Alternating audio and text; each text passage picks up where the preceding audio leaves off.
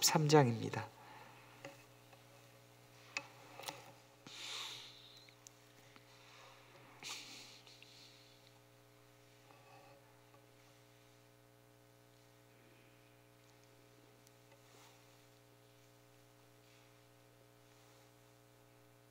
역대하 13장 13절에서 18절까지만 합독하겠습니다.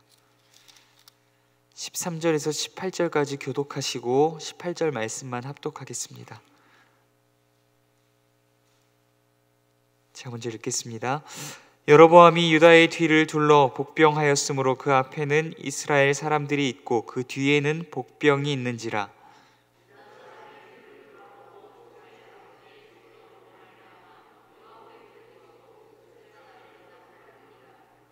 유다 사람이 소리 지르매 유다 사람이 소리 지를 때에 하나님이 여로보암과 온 이스라엘을 아비야와 유다 앞에서 치시니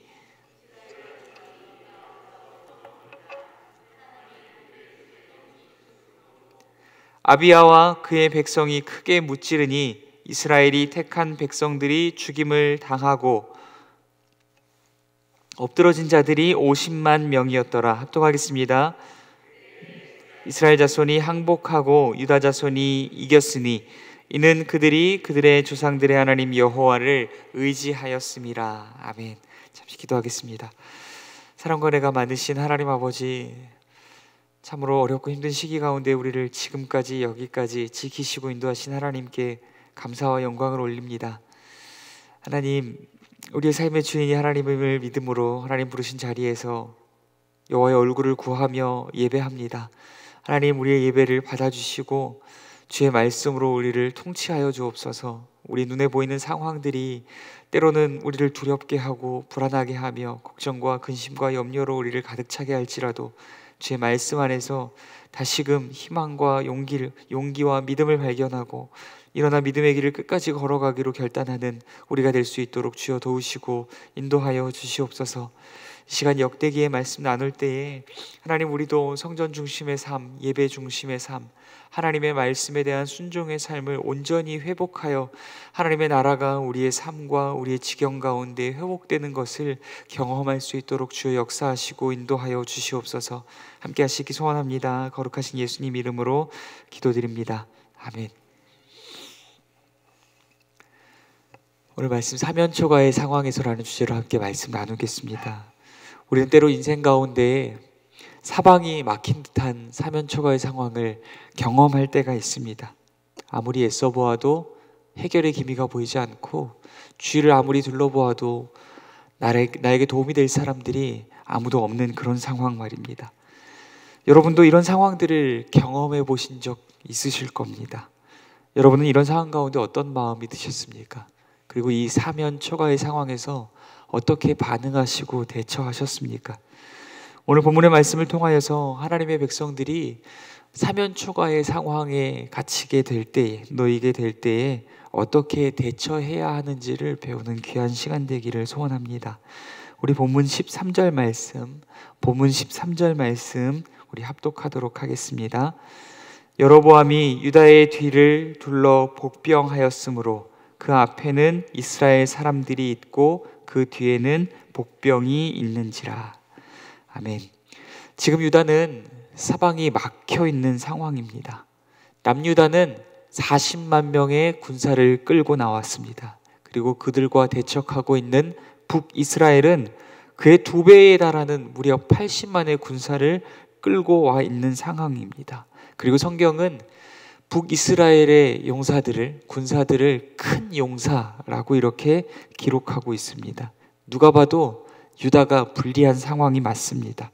게다가 북이스라엘의 왕 여로보암이 머리를 써서 그들의 80만 군사 가운데 일부를 떼어놓고 한쪽의 군사는 남유다의 군사의 앞에 대치해 있고 또 한쪽의 군사는 남유다의 군사의 뒤쪽에서 숨어 있는 상황입니다. 매복하여 있는 상황입니다.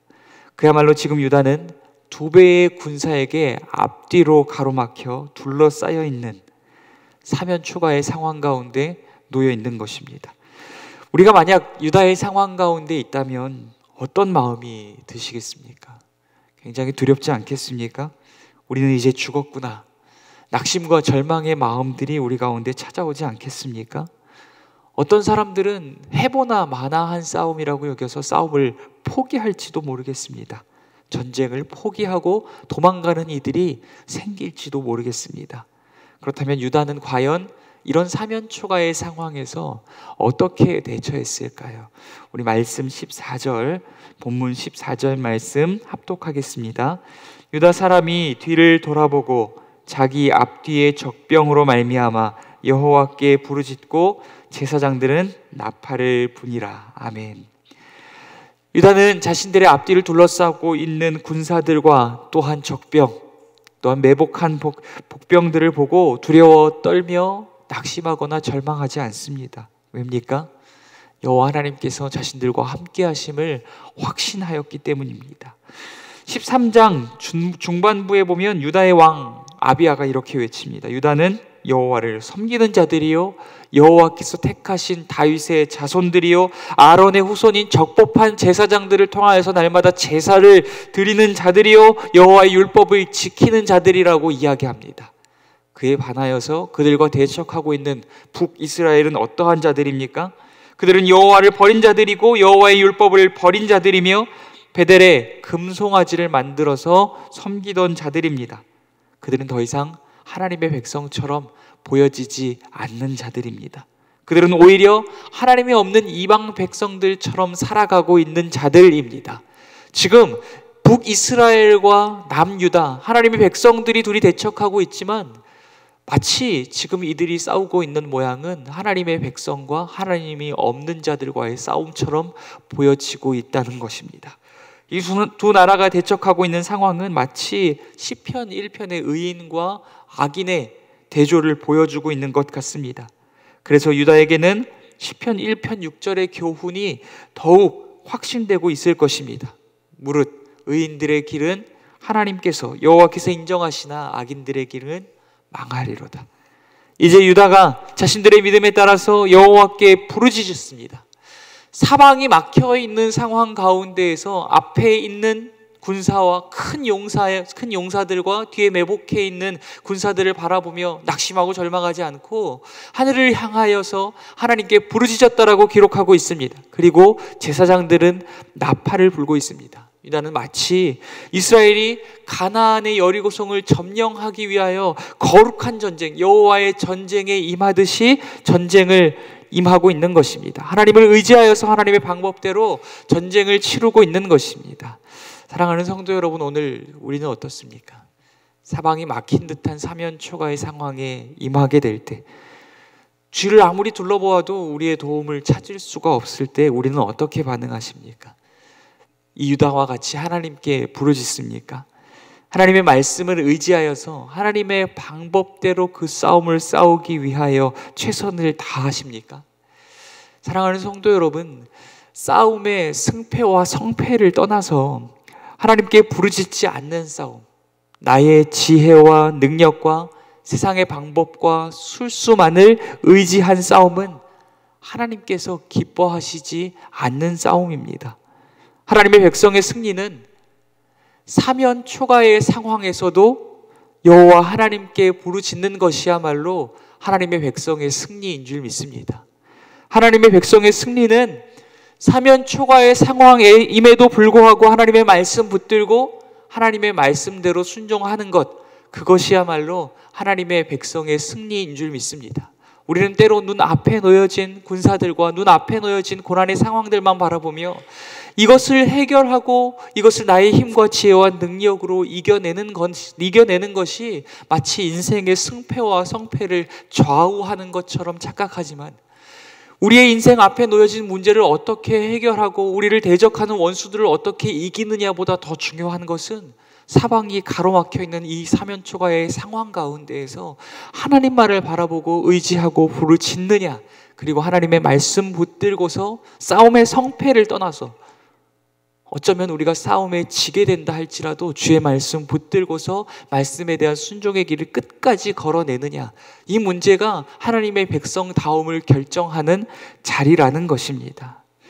사랑하는 성도 여러분, 우리가 어떠한 상황 가운데 놓여 있건 간에 여호와 하나님을 의지하고 하나님께 부르짖기 위하여서 최선을 다하는 저와 여러분이 될 수 있기를 간절히 소원합니다.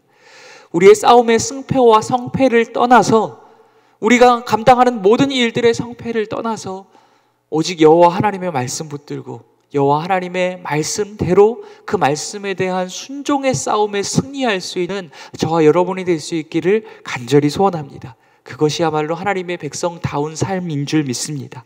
이제 하나님께 부르짖고 하나님의 말씀대로 전쟁에 임하였습니다. 유다가 그렇게 전쟁에 임할 때 어떤 결과가 일어났을까요? 본문 15절에서 17절 말씀입니다. 본문 15절에서 17절까지 말씀 천천히 합독하겠습니다. 유다 사람이 소리 지를 때에 하나님이 여로보암과 온 이스라엘을 아비야와 유다 앞에서 치시니 이스라엘 자손이 유다 앞에서 도망하는지라 하나님이 그들의 손에 넘기셨으므로 아비야와 그의 백성이 크게 무찌르니 이스라엘이 택한 병사들이 죽임을 당하고 엎드러진 자들이 50만 명이었더라. 아멘. 유다가 하나님께 부르짖고 하나님의 방법대로 전쟁에 임하자 하나님께서 유다 앞에서 앞장서 하나님께서 그들의 싸움을 싸워 주신 줄 믿습니다. 하나님이 유다를 앞서 여로보암과 이스라엘을 치시며 이스라엘 자손을 유다의 손에 넘겨 주신 줄 믿습니다. 이에 이스라엘 백성은 패하였고 그때 죽임을 당한 자들이 무려 50만 명에 달한다라고 그렇게 기록하고 있습니다. 유다는 놀라운 승리를 거두었습니다. 그러나 그들보다 더욱 놀라운 것은 당연히 이스라엘일 것입니다. 80만 대 40만의 싸움, 패를 나누어서 매복하여 이스라엘이 완벽하게 포위하고 있는 상황. 여로보암과 이스라엘로서는 질 수도 있다라는 가능성조차도 상상해 본 적이 없는 그런 싸움. 이런 싸움 가운데서 그들이 졌으니 놀라지 않을 수 없을 것입니다.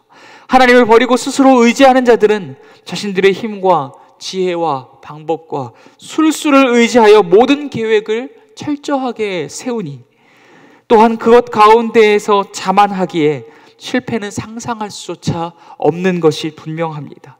우리는 이를 통하여서 분명히 배울 수 있습니다. 인생의 사면초가는 내가 해결할 수 없는 문제들이 나를 둘러싸고 있을 때 찾아오는 것이 아닙니다.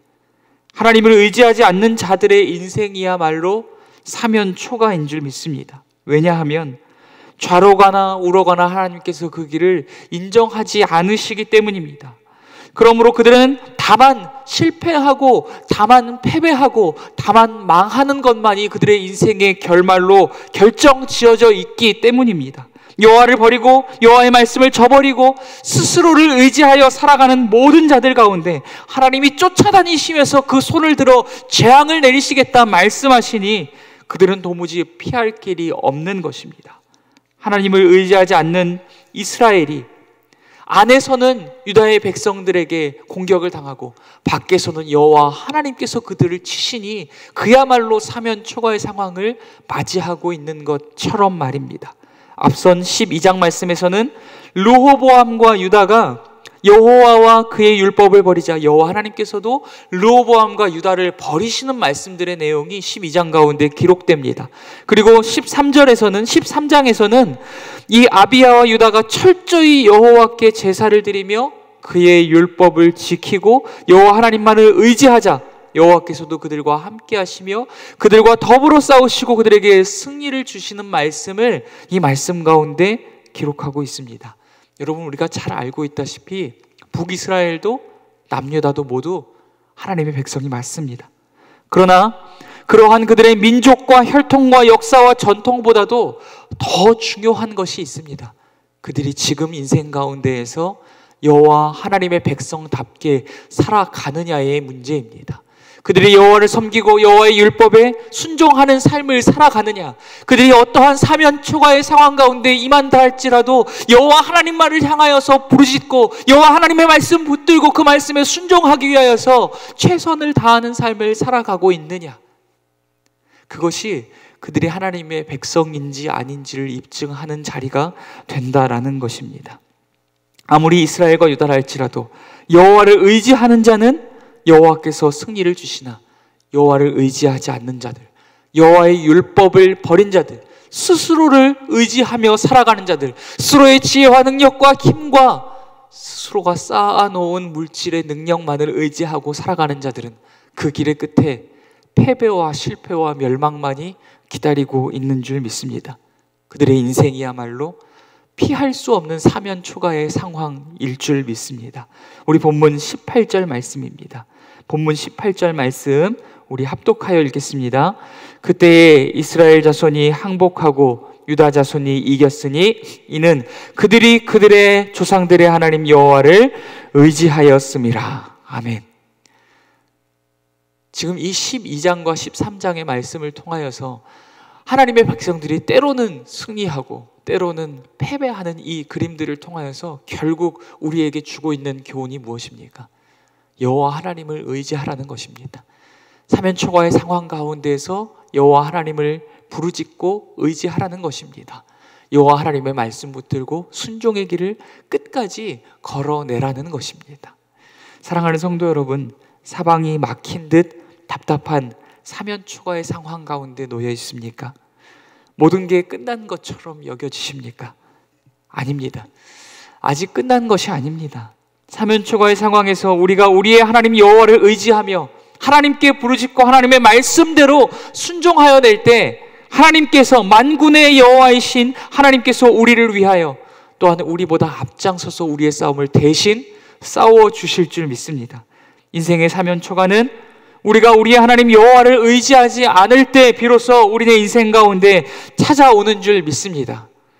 우리가 감당하는 모든 일과 우리의 인생의 모든 여정 가운데 모든 싸움의 승패와 성패를 떠나서 여호와 하나님을 의지하여 하나님께 부르짖고 하나님의 말씀대로 순종할 때 그야말로 믿음으로 사는 삶이며 그것이 믿음이 이기는 삶이고 하나님의 백성의 삶인 줄 믿습니다. 오늘 말씀 묵상하시면서 하나님께서 부르신 자리에서 하나님을 섬기고 여호와 하나님의 말씀만 붙들고 살아가는 삶 살아가게 하여 주옵소서. 때로는 우리네 인생 가운데 사방이 가로막힌 듯한 사면초가의 상황이 찾아온다 할지라도 여호와를 부르짖고 의지하며 주의 말씀 붙들고 순종하는 삶을 살아내게 하여 주시옵소서. 우리 말씀 붙들고 기억하시면서 함께 기도하도록 하겠습니다. 또한 몇 가지 기도 제목 나눌 텐데 우리 원로 목사님 사모님을 위하여서 함께 기도해 주시고 또한 가족분들을 위해서도 함께 기도 부탁드립니다. 또한 우리 담임 목사님과 그 가정을 위해서 기도해 주시고 모든 교역자분들과 중지자분들과 성도님들의 성령 충만함을 위해서도 함께 기도해 주십시오. 또한 환우분들을 위해서 기도해 주시고 수능이 얼마 남지 않은 우리 수험생들을 위해서도 함께 기도해 주시며 참으로 어렵고 힘든 사면초가의 상황을 살아내고 있는 우리 가정과 교회와 나라 민족을 위해서도 함께 기도하는 시간 갖도록 하겠습니다. 기도하겠습니다. 사랑과 은혜가 많으신 하나님 아버지, 오늘도 귀한 말